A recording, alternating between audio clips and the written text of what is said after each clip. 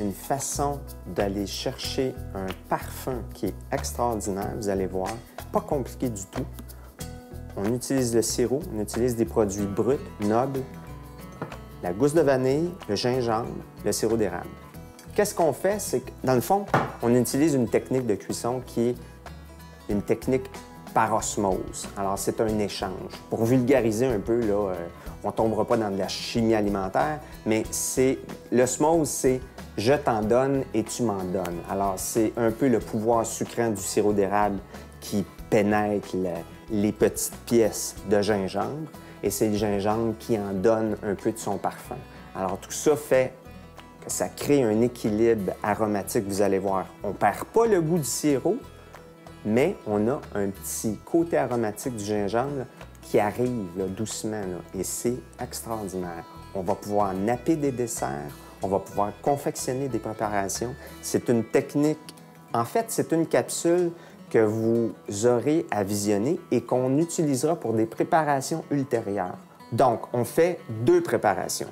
On prend une canne par produit. Une canne pour le gingembre et une canne de sirop pour la gousse de vanille. La moitié d'eau que je rajoute à la préparation et tout ça se débute à froid. Les pièces de gingembre coupées. Plus vos pièces vont être coupées grosses, moins vous allez parfumer votre préparation. Plus elles vont être coupées petites et plus le parfum va s'imprégner plus rapidement là, dans votre sirop.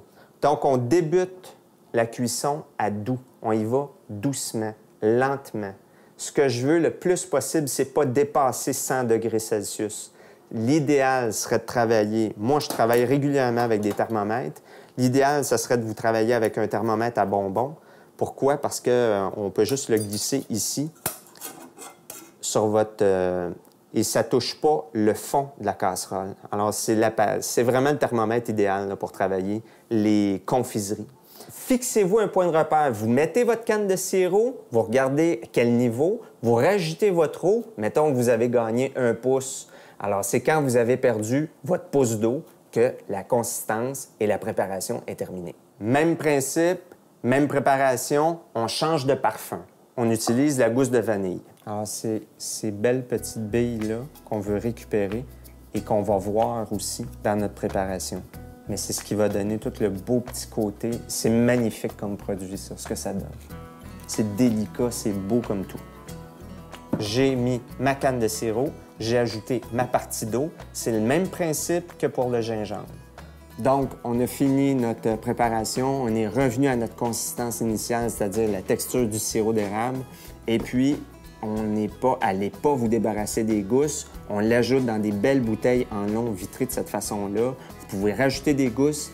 N'oubliez pas qu'il y a du sirop bio. C'est très intéressant. Les producteurs en font maintenant. Il s'agit de s'informer, mais c'est disponible. Donc, pour l'instant, vous utilisez cette préparation-là comme vous utilisiez le sirop d'érable. Vous en mettez où vous voulez habituellement, dans du yogourt, sur vos préparations, sur une crêpe. Mais vous allez voir, conservez ça. Faites cette recette-là parce qu'on va l'utiliser de façon ultérieure. On va cuisiner avec ça. Alors, pour l'instant, mettez ça au frigo. On va s'en servir allègrement dans les prochaines capsules. Ça marche? À plus tard.